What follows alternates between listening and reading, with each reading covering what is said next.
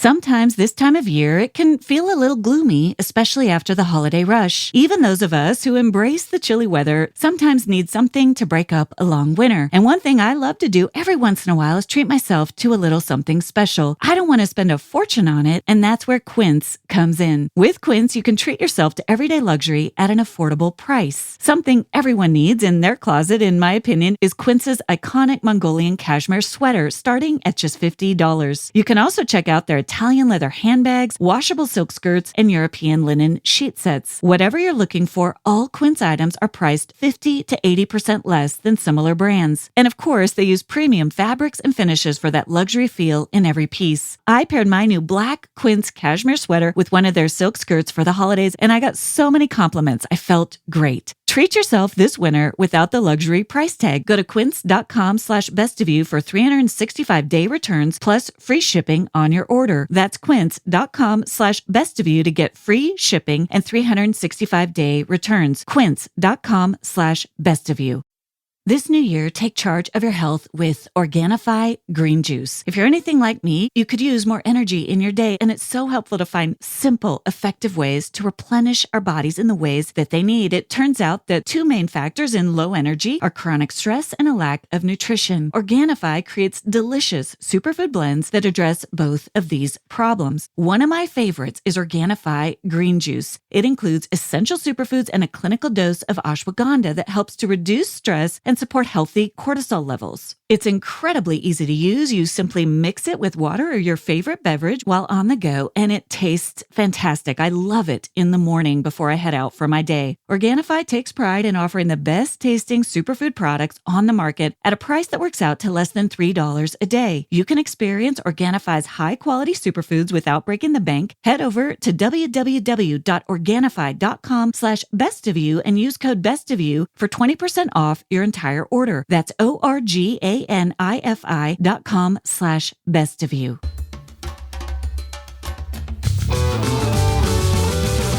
Hey everyone, I'm Dr. Allison, and I'm so glad you're here to discover what brings out the best of you.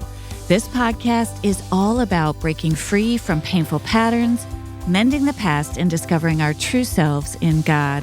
I can't wait to get started as we learn together how to become the best version of who we are with God's help. Hey everyone, and Happy New Year! I'm so thrilled you've joined us for this week's episode of the Best of You podcast. If you're a returning listener, I'm so glad you're back with us. We have an incredible lineup of guests, along with some solo episodes on topics you've been asking for lined up for this new year. And if you're a new listener, we are so thrilled to have you with us, where every single week we come together to talk about a mental health topic using the best of current psychology research from a faith-based perspective.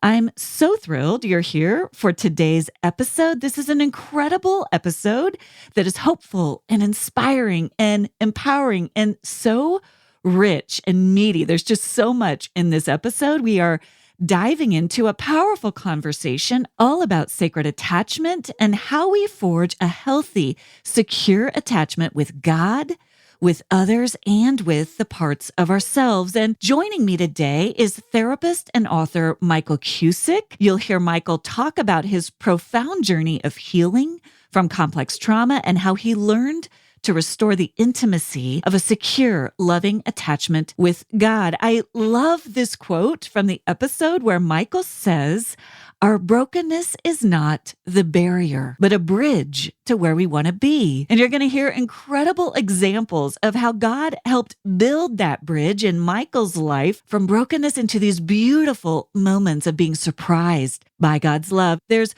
one point in the episode where we both got chills just at the way God showed up in some just beautiful and surprising ways. And spoiler alert, often God shows up for us at the moments when we feel the least worthy. As you are heading into the new year and you've been wanting to really dive into your healing journey and healing those places that still feel broken in your own life, whether with God, whether with loved ones, whether with the parts of yourselves, there is something for you in this episode. Toward the end, Michael shares a real-time exercise that you can do right along with us. I do it with him in the episode.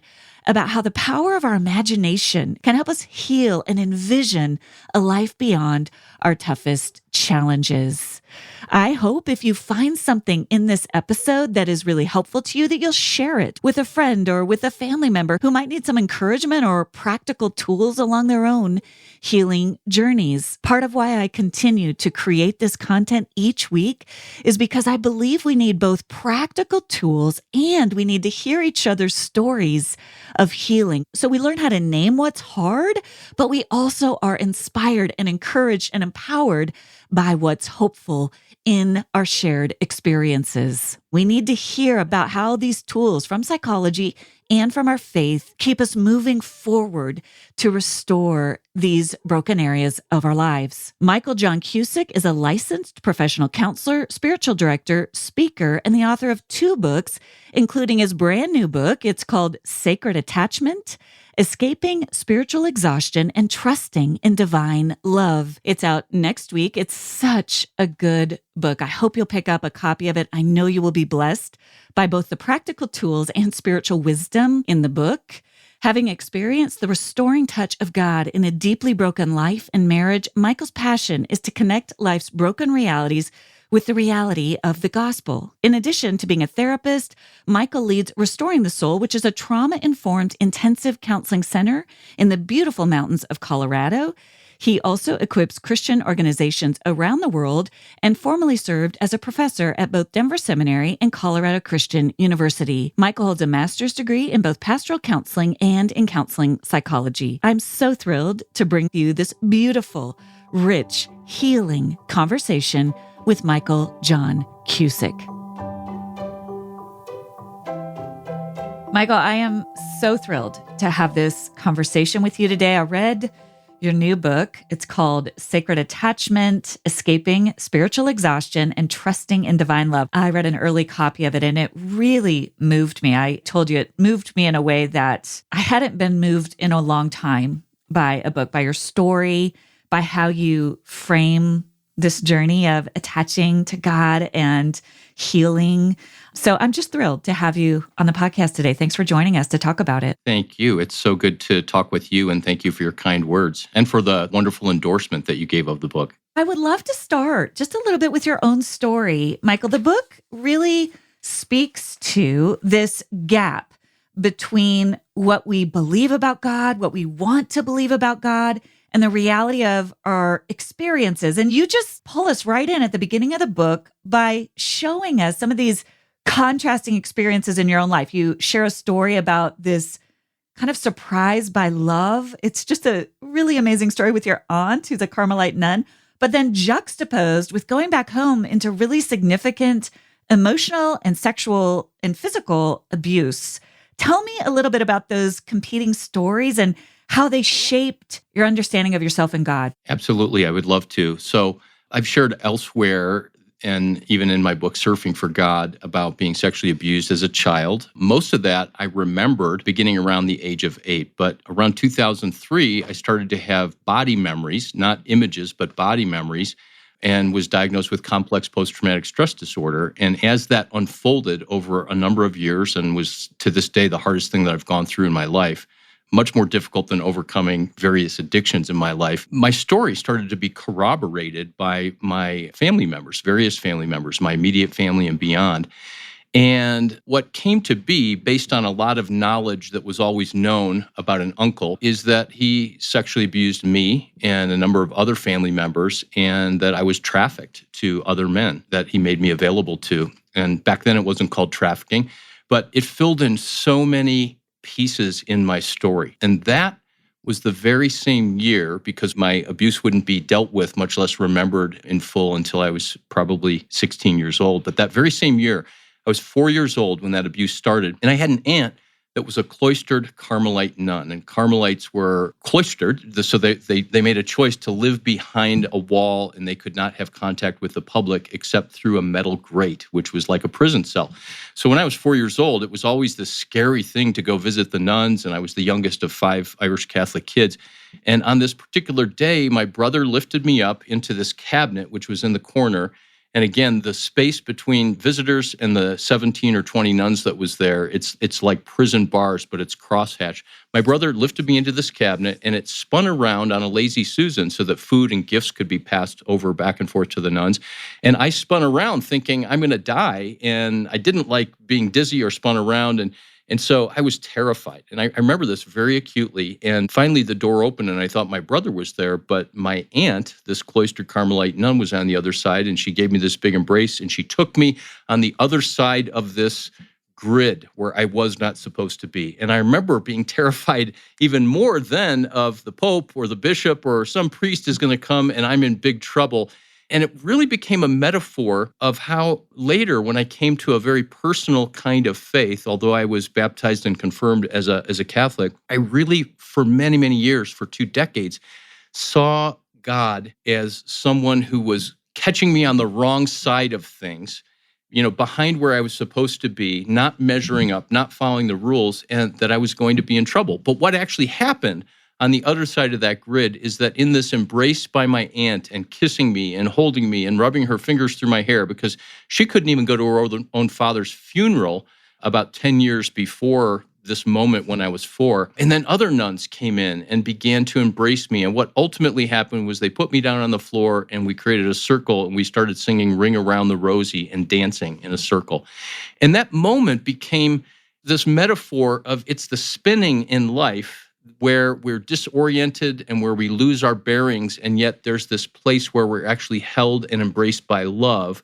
And in my case, and I've come to see that in many, many cases of the people that we work with in our therapeutic work and our pastoral work, maybe many of the listeners of this podcast, that they're experiencing some kind of disconnect like that as well.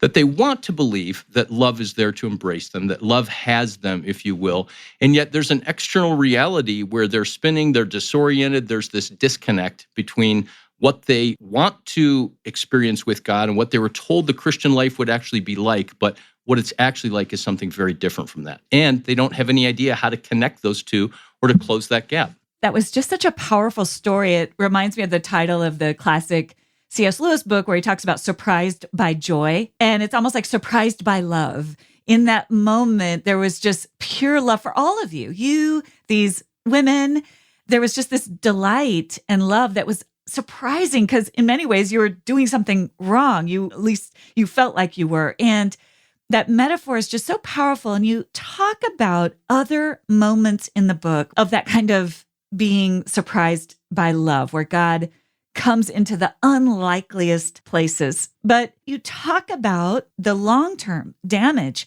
in your life as a result of the abuse. That doesn't go away magically, even though you have these moments of love and grace. Tell me a little bit about that. Once you began to realize the devastation that had occurred to you, what was that like for you? How did you try to heal? How did you try to address that? What worked? What didn't work for you? Yeah, I had some very pronounced survival strategies that kicked in at a very young age. As the youngest of 5, I was kind of the family comedian or the mascot. And I got a lot of my emotional needs met by making people laugh. And I made this commitment very early on that I would be a people pleaser, that I would get people to like me, that I would try to mediate conflict and anxiety. And there was a lot of that in our home with humor. One of my earliest memories that I write about in the book as well is when I was probably 5 years old. I would steal food out of our pantry, and we were a blue-collar, lower-middle-class family, and food, wasn't always plentiful because the older people would eat it. So I stole a bag of Nestle chocolate chips, and I went under my bed and I tucked them up underneath the mattress. And some of my earliest memories are going under that mattress and just eating these sweets, kind of rationing them out to myself to kill that emotional pain. And that lasted through my whole life. And I currently attend a 12-step group for freedom from eating and compulsive overeating. And that's been really revolutionary. So today, for anybody who's listening, freedom and healing and integration are possible, but we always have to continue to do our work. There's no end point where we just go, okay, I'm good and I'm whole. I do believe that we can get to a place where we're whole, but we need to cultivate that in the same way that we have to cultivate a garden. I love that. And I love that about the book, that you keep us on that journey with you. You have these moments of breakthrough, you have these moments of discovery and of healing, and also it's an ongoing process of continuing to do the work. It's just beautiful in that sense. It's so realistic and also so hopeful. You've described brokenness, and I think this is a really powerful way to describe it, as a gateway to divine attachment. Tell us a little bit more about what you mean by that. You don't mean that glibly. I know you don't, because of what you've been through. No, I believe that with all my heart. So I describe the gap as this delta, and you mentioned that word at the beginning. And in science, a delta is the triangle or the Greek symbol for the distance between where you are and where you want to be. So it represents that gap. But a delta is also like the delta of the Mississippi, where two things come together to create something new. You know, the brackish water and the salt water in that delta become something new. And so I believe that the, quote, gospel reality, when we bring our brokenness plus our hope and what we're actually made to be together, that something altogether new is formed. There's this third reality that is developed, which is, you know, as we therapists talk about non-duality and dialectical behavior therapy, there's this other way, this third way that's really based in paradox. And the idea of understanding that our brokenness is not the barrier, but a bridge to where we want to be, is really based in the fact that what we often focus on as believers is, you know, why do we struggle with X, Y, or Z? And the average pastor, unfortunately, or the average person in the pews might say that because we're sinners. But it's actually because we mishandle our pain and we mishandle the disconnection that is there spiritually, emotionally, and relationally from others. And in that disconnection, we're going to move towards something that gives us that sense of we are seen, we are soothed, we are safe, we are secure, those four foundational elements behind all attachment. And so pain becomes an opportunity. It's something deeper than just we can heal the pain and make it go away. We become something new. When we actually take the pain out and we begin the brokenness, whatever happened to us, whatever we end up doing to others as often a result of what happens to us, and we continue to take that into relationship with God, something transcendent happens there. Something new is formed. Absolutely. You know, we're talking just before Thanksgiving, and I'm not sure when this will be broadcast, but Advent starts in a week. And Advent is all about this becoming and this waiting, and it's the journey of not just Mary's Magnificat of saying yes to God in this very unlikely situation, but it culminates in the birth of Christ, and we take that for granted. But the birth of Christ and the incarnation, as well as the conception in Mary by the Holy Spirit, is really one of the very first proofs in the New Testament that God loves to inhabit anything and everything that is seemingly unfavorable. So a situation that is a crisis, a situation that is tragic, like the homelessness of the God of the universe, the fact that he was conceived in an unwed teenage peasant, which Mary was, all of those things are unfavorable, and they become precursors that in our life, all of those moments, God inhabits those things. And that's the very first secure attachment, is that God is with us, God is in us, and in Christ, we are in union with him.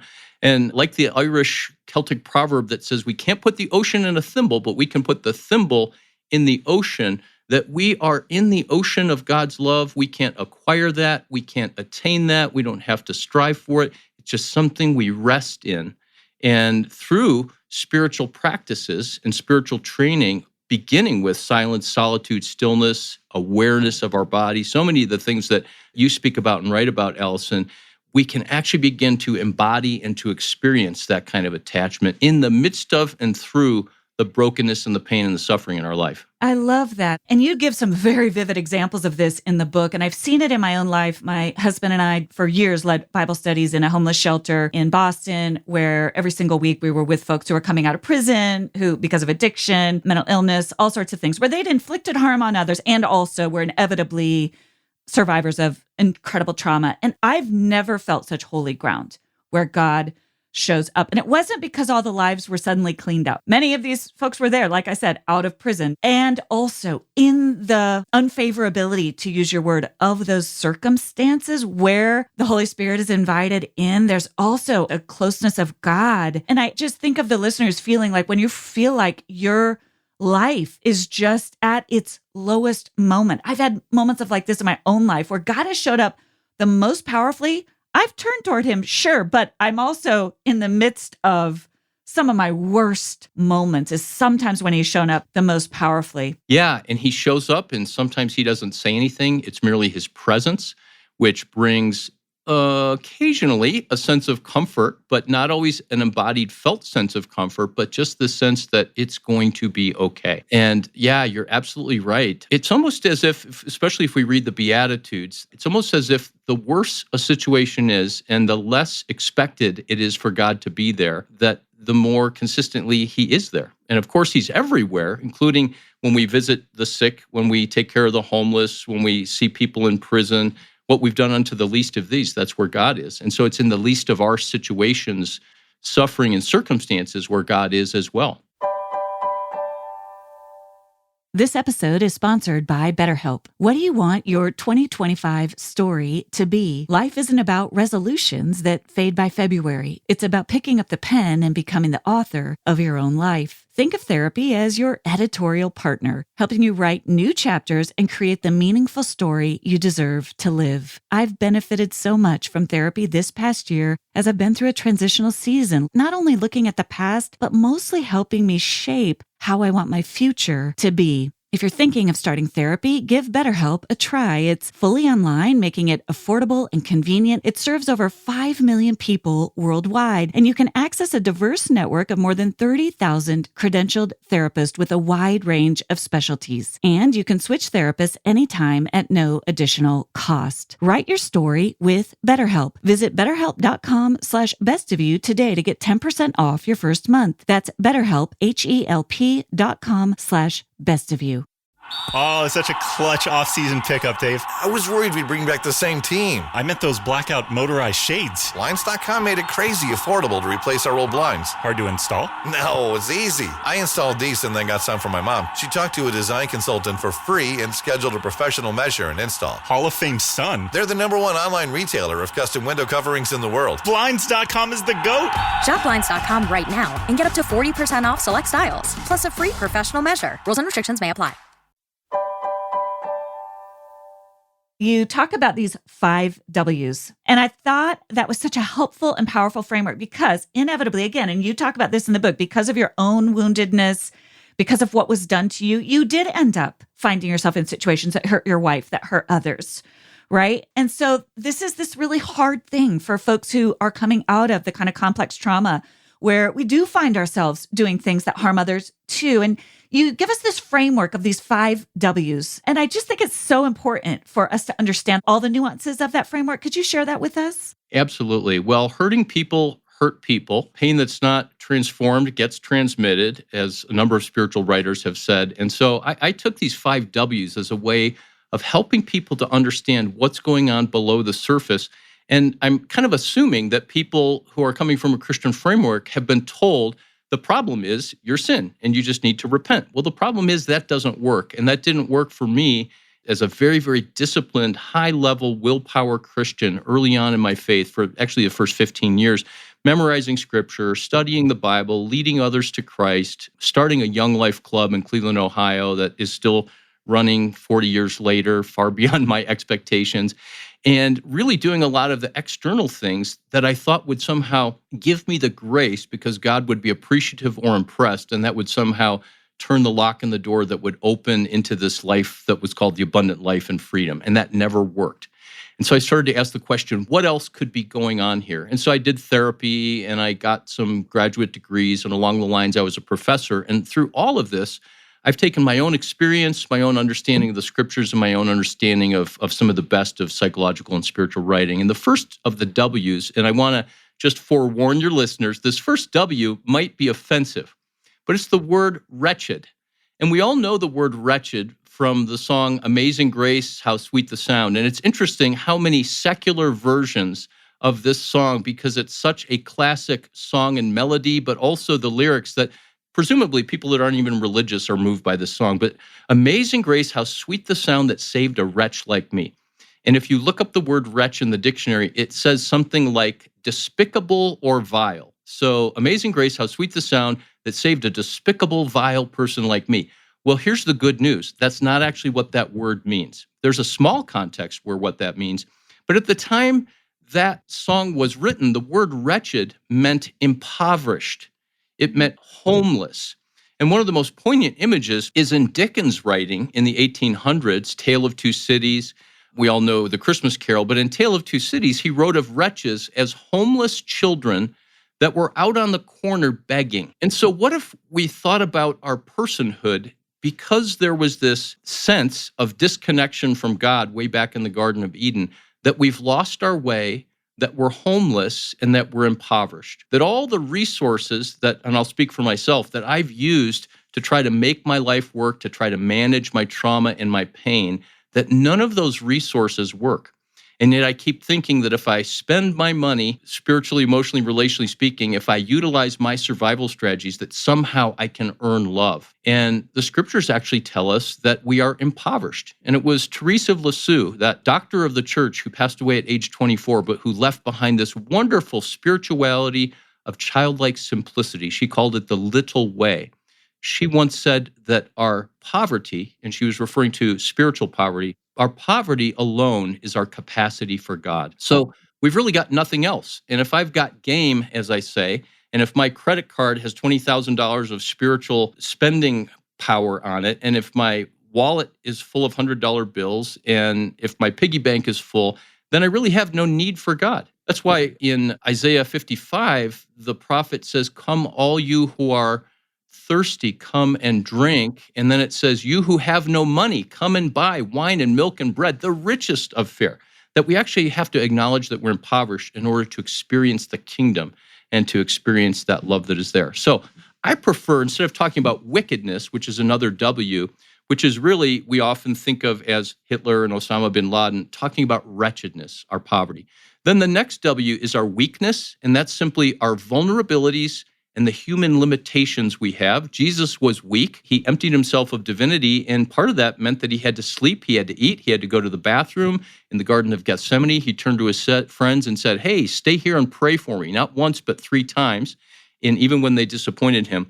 And so what happens is we tend to come into the world and reveal to others our strengths and our abilities and our gifts, but we take our vulnerabilities and our limitations and we hide them behind our back, or we relegate them to some faraway place. And in IFS work, we call these exiles, right? The parts of us that get lost, the parts of us that get relegated.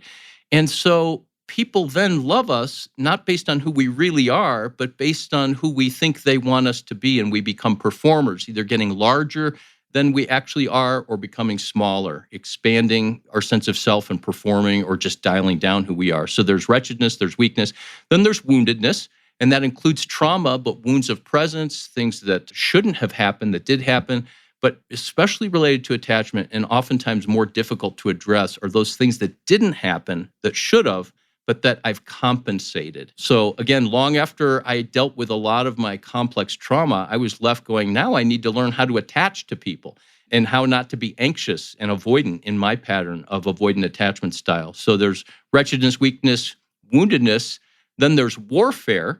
And by that, I don't mean devil possession or anything like that, but that we have an accuser who wants to tell us that love doesn't have us. And I believe that that's the ultimate goal of evil, is to steal, kill, and destroy, but to whisper in our ear and to shout in our face that we cannot trust love and that love doesn't have us, ultimately revealed in the person of Jesus on the cross.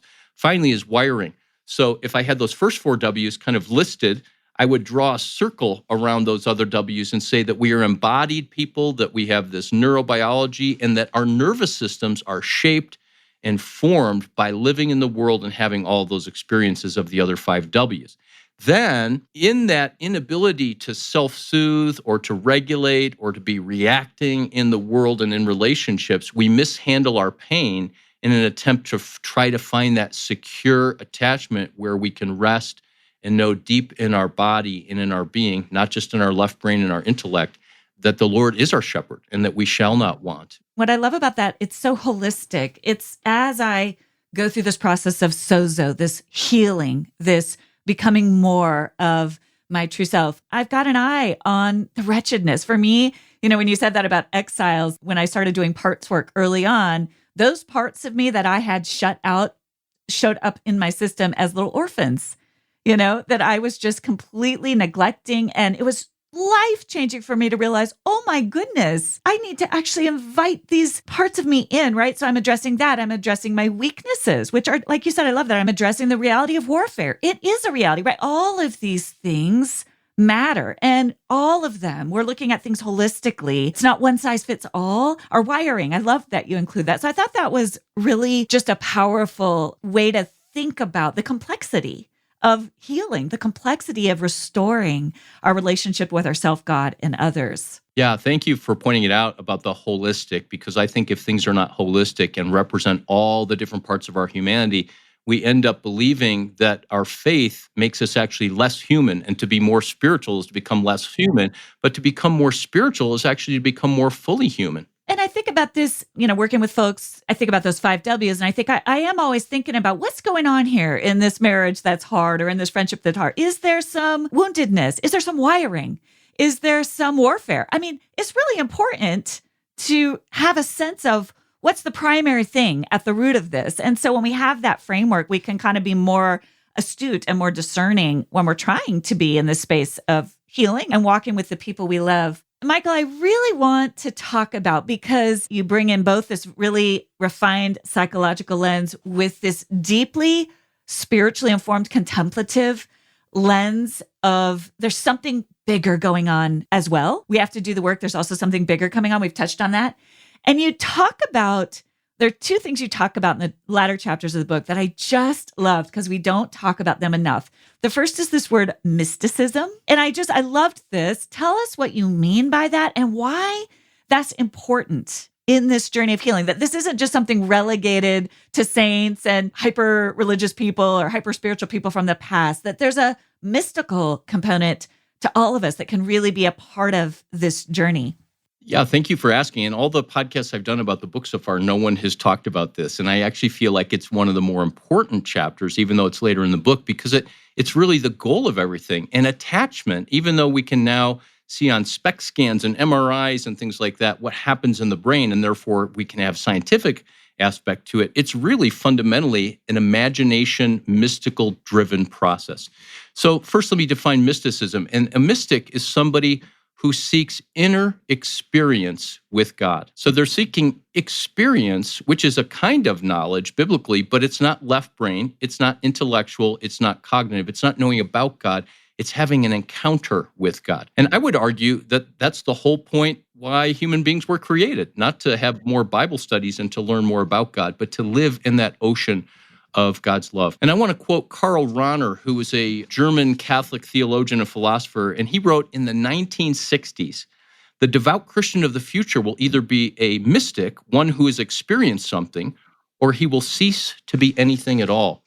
And I'm afraid that this is what's happening in the church today, is that many, many people who were Christians who now can't use Christian language or call themselves by certain identifiers like evangelical or even a Jesus follower, that they're ceasing to be anything at all. And yet their hearts are still longing for the transcendent. Their hearts are still longing to be attached to love. And so part of what I tried to do in writing about mysticism and in the whole book is to give people a new lens by which they can see their spirituality and their relationship to God in Christ.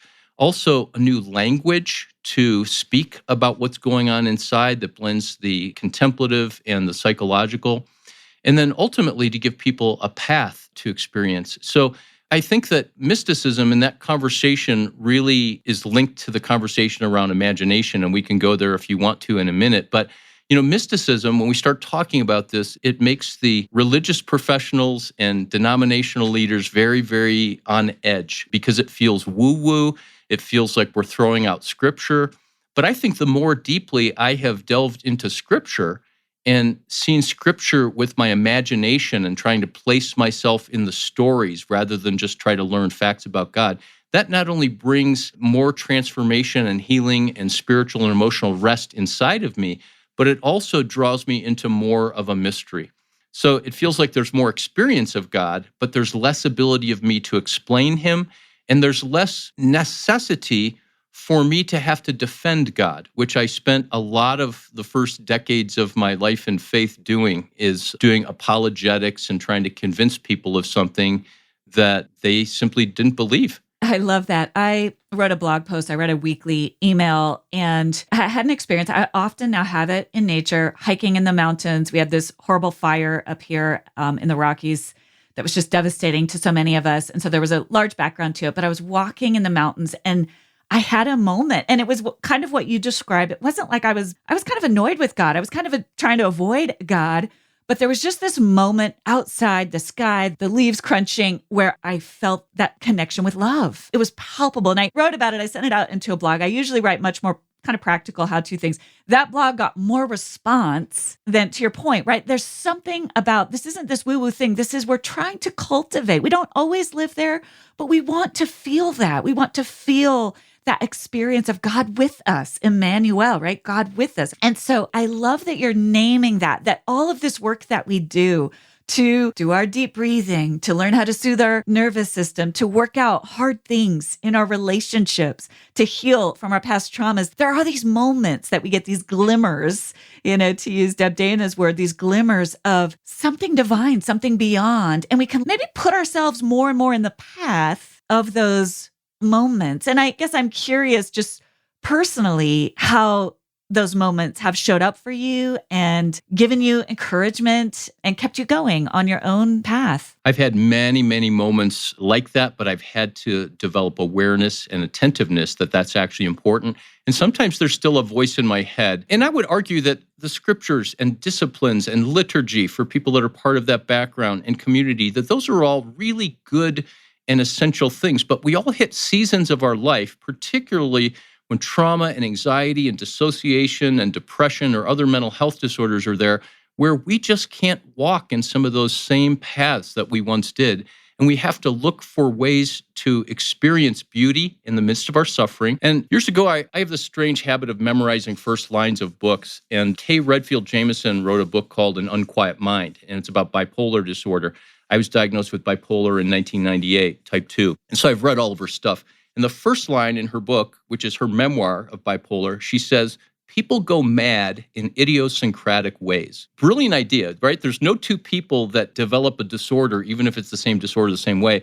And I've become fond of saying, well, people heal in idiosyncratic ways. So when I was a brand new Christian and discipled by my young life leader, he sat down and he said, here's what you do. You have a quiet time and you pray this way and you read this way. And that was really great for me. But within a few couple of years, especially in the midst of my struggles, I needed something else. And there was no one who pointed that out to me. So one of the most profound examples of this is about 12 years ago, I went to a family reunion. And as you might imagine from some of the stories in my book, my family has been fraught with conflict for decades and there's been estrangement. And so this was the first time that we'd gotten together as a family with the nuclear family. And we did this evening sunset cruise on Lake Michigan. We stayed in Saugatuck. There were about 250 people on this boat. And we went offshore far enough to not be able to see land, and the engines go out. And I'm still, coming out of my trauma at this time. And I'm like, great, I'm going to die in the middle of Lake Michigan. This is probably a terrorist. It was really quite irrational. And then the captain came over the loudspeaker and he said, ladies and gentlemen, turn to the other side of the boat. And the clouds just parted and there's a beautiful sunset. And it didn't always happen there because of the clouds. And it was this flaming orange ball that it was one of the most intense, glorious sunset. And it was high up in the sky. And then as it lowered and lowered, people came closer together, huddled these strangers en masse. And as it got right to the horizon, it became absolutely quiet. No one told us to be that way. It was an absolute hush. And then it went lower and lower and lower. And I have chills as I tell this story. As it disappeared behind the horizon, there was about 2 seconds of absolute silence, like it's gone. And then spontaneously, the 250 people burst into applause and cheering. It was as if they were saying, God, well done. It was as if, and I don't know if all the people were religious or if they were all atheists, but it doesn't really matter because it was so overwhelming and so sensory and compelling. And I do believe that there was something about 250 of us standing together where it may not have been the same response if it was just one person on a cliff or a beach, but it was absolutely glorious. And it was like there was a standing ovation for God in the same way that, if you see a symphony or a U2 show or something like that, and you just have to stand up and lift up your arms. And that moment in the midst of this very tense anxiety-producing, somewhat triggering several days with my family became like this kiss, like this hug from God saying, Michael, I've got you. I've got you. And I show up even here out miles away from the shoreline in one of the Great Lakes. That is so powerful. That's it. This is hard. It doesn't necessarily zap you right out of it. And it's just God breaking through. There's that moment that something bigger is happening here that gives you enough to keep going, It's beautiful.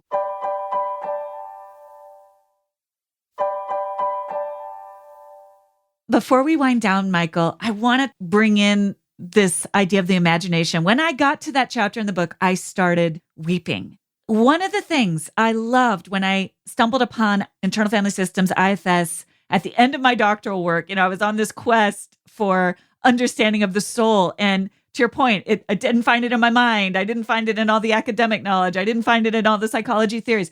And then here was this model, IFS, that allowed me to connect with parts of myself using what C.S. Lewis calls the baptized imagination, right? Where there's this holy ability to imagine something that takes me out of my head, that takes me out of my limited, finite abilities. It was life-changing to me to this day. Speaking of C.S. Lewis, his baptized imagination, Tolkien's baptized imagination, I will still sometimes go back and read The Last Battle, the last story in the Narnia's series, and I get more from that. Sometimes he imagined this world that is rife with great theology, but it's the story in it that actually gives me hope, that helps me reconnect to God. There's something about the world of the imagination that I think is holy and is so important for us in this work of healing trauma, where there's so little that we have to find a way to both incorporate it and imagine something bigger. Talk to me a little bit about that. I just found that chapter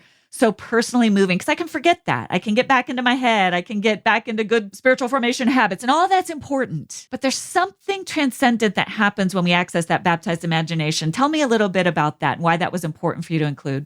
Well, in 1996, I had the privilege of sitting down with Eugene and Jan Peterson for 3 hours in their home in Vancouver when he was at Regent College. And didn't you go to Regent? I didn't, no. My co-author, Kimberly, did. That's right. Sorry. You went to Denver Seminary. So I was with Eugene and I asked him a silly question. I was a contributing editor for the Mars Hill Review, no relation to the Mars Hill Church, which looked at the intersection of the arts, visual arts, music, literature, poetry, theater, etc., with Christian faith. And back then, very few people were doing that. It was kind of a cutting edge thing.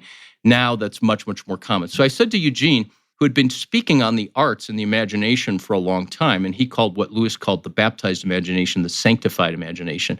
And I said, why are the arts important? And he looked at me like, that's a dumb question. Well, he's too kind. He didn't say that. And he said, Michael, we're dealing with the invisible. Everything about our faith is we're dealing with the invisible. And something clicked in me, and I went, so I need to actually fan the flames that it's good that it's invisible, and I'm going to have to use my imagination. And I had read enough of Eugene's books, and the message was about halfway out where, part of the gift he gave us with the message is the poetry there that allowed us to think beyond the normal words, because he believed that for disaffected outsiders and for bored insiders in the church, that we needed new language to fire up the story so that we could actually understand the story. Back to C.S. Lewis, I love, what you said about his fiction because, throughout the world, people know Narnia, all of the movies that are there, and that's just a secular known thing. And it is the story of God. It is the story of creation and redemption, of birth and death and resurrection and ascension. It's there. The names have just been changed to draw in the innocent, if you will, and to make the guilty know that they're welcome at the table. But I want to read a quote from Lewis because he wrote this in the 1950s, I believe, long before we had the neuroscience that we now have today. And he said this in regard to imagination. The two hemispheres of my mind were in sharp contrast. On the one side, a many-islanded sea of poetry and myths. On the other, a glib and shallow rationalism. Nearly all that I loved, I believed to be imaginary. Nearly all I believed to be real, I thought grim and meaningless. And what Lewis did with his work, and to a large degree, even in his nonfiction work, is that he brought together the real and the imaginary, and he helped us to see that we can actually see reality more with our imagination than with our rational mind. I could ask you, what's 5 times 5, 25, what's 7 plus 7, 14, and you could give me the answers. But if I said, why is 5 times 5, 25, we would have to use our imagination about that. And we would not be able to use our left brain. I'll often ask people to tell me what their favorite food is. So, Allison, what's your favorite food? I'm going to say pizza. Okay, what kind of pizza? Pepperoni. All right, and do you like cheese on it? Yes. Okay, so I'm going to ask you right now to close your eyes, and I would like your listeners, unless they're driving a car, operating heavy machinery, to close their eyes and to just imagine a pizza. To imagine your favorite pizza from your favorite pizza shop or from the store, and imagine what that pizza looks like on top with the pepperoni and how the juice has come out over the cheese, and imagine the crust. And imagine what it would be like to pick it up in your hand and to take a bite of the gooey cheese and the tomato sauce and the pepperoni and to taste the juice. And then imagine what it would be like to swallow it. And imagine that fullness in your stomach and the satisfaction between your taste buds and chemicals being released in your stomach saying, okay, satiety or fullness is starting to happen. And then just take a breath. Now, what are you feeling right now as you imagine that pepperoni pizza? Hungry. There you go. And warm. I have warm feelings. Like it put me back in like a fun family gathering at my favorite pizza place. There's a lot to it. Right, right. And if you were to go eat after this podcast, you'd probably be less likely to eat cornflakes and more likely to eat something akin to, if not pepperoni pizza. Wouldn't it be strange if I said to you, well, Allison, that wasn't real? And that's strange to ask if it's real. In G.K. Chesterton's biography of St. Francis, Chesterton wrote in the introduction, he said that children tend to engage in make-believe and adults look down upon that, but children see far more of reality through make-believe than the adults who live in rationalism. We have this capacity to imagine because God has made us in his image, and God is the first one full of imagination. The Trinity dreamt us up. In Jeremiah chapter 1, it says, before I formed you, I knew you. And I'm not sure of the Hebrew word there, but one could paraphrase that as, before I actually imagined you, I knew something of you, and then I set you apart. And that set apartness was not put off on a shelf, but set apart for a time and a moment for his imagination to be fulfilled. And I don't know that God ever imagined my life to take the detours that it did. Some would argue that God knew all of those things. I would actually dispute that, and without denying his sovereignty. But I would argue that part of his imagination is to meet us at every single point of our brokenness. And by entering into, incarnating, and inhabiting that brokenness, his imagination expands and then creates these opportunities for transformation that is a collaborative process between us consenting and saying yes to God and God's always generative, creative process to bring forth life. That when God touches up and bumps up against brokenness, when we consent and say yes, there's no other alternative but for something that is life and life-giving and good and true and beautiful to be generated out of that. So the imagination is absolutely essential. And we all sing the song based on Ephesians 1:18, open the eyes of my heart, Lord, open the eyes of my heart. I want to see you. And I regularly pray that prayer, God, open the eyes of my heart that I would know the hope to which I'm called, which is to say, open the eyes of my heart so that I can become what you have imagined for me and what I can become, what the imagination and the hope and the vision and the longing that you put in my own heart. And if we don't have that ability to imagine, I think about when you're coming out of something like you've described, Michael, I think about the listener, just atrocities. When we don't have that capacity to imagine something beautiful, something good, something like that sunset that you saw. Sometimes Aslan from the Narnia Tales gives me that. When I feel like I can't find God, I can almost imagine Aslan. And I've learned there's something in that, right? Because there's an essence there that is good, and it is what keeps us going and gives us hope. And I just love that you bring us to that place toward the end of the book. I actually think it is a missing piece in this journey that is so powerful and so important. Great summary of the importance of imagination, Allison, and I tried to unpack that in the book. And I would just add that even our human longing, and the scriptures are filled with this invitation to long. Jesus said, "Blessed are the hungry and thirsty for righteousness." He invited people to him in John chapter 7 of all you who are thirsty, come and streams of living water will flow. In Isaiah 55, you who are thirsty. But longing is a desire for something that is not yet.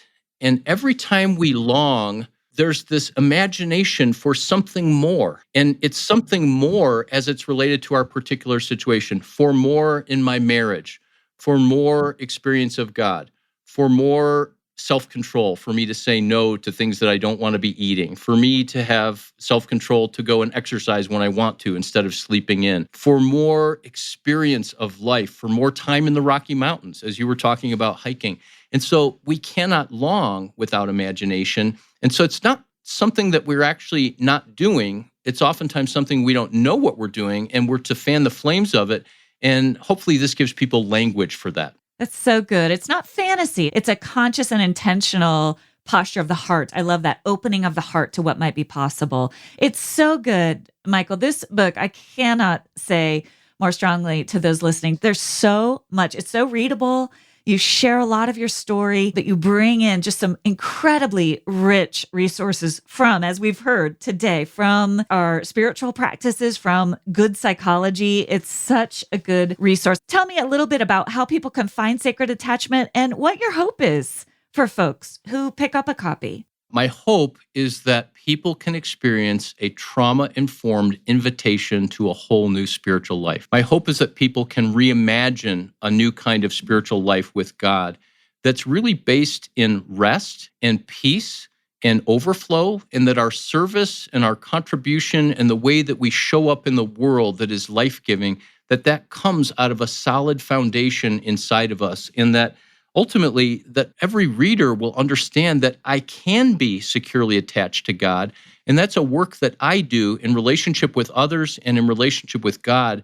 And most of all, that attachment has nothing to do with me. Once again, I love this phrase borrowed from Martin Laird in his book, Into the Silent Land. He's a contemplative author. And he says that most of us are like people fishing for minnows while standing on the back of a whale. And this union or attachment with God that we're seeking and desiring is something that we never have to acquire or attain or work up. It's something that we fall back into. And so I would hope that people have healing of their brokenness, and my hope would be that people have healing of their experience and their image of God, especially toxic and unhealthy beliefs about God.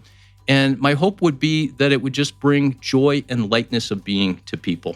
Well, you did that. It certainly did that for me. And I'm just so grateful that you wrote it and that you took the time to walk us through some of your own story today. How can people find you? Yeah, my website is restoringthesoul.com. Restoring the Soul is a ministry in Denver, Colorado, where we do 2-week intensive counseling with folks who are looking to get unstuck from trauma and significant relational issues. We work with couples and individuals, and there you can find my personal website as well, michaeljohncusick.com. And the book is available on Amazon starting on January 7th of 2025, but it can be pre-ordered before then. And I guess, as they've taught me to say, everywhere else where fine books are sold. I love it. Well, I can't recommend it more to folks, and just so grateful for you and all the work that you've done to bring healing to others out of your own pain. It's amazing. Thank you so much, Allison. Great being with you. Thank you for joining me for this week's episode of The Best of You. It would mean so much if you take a moment to subscribe.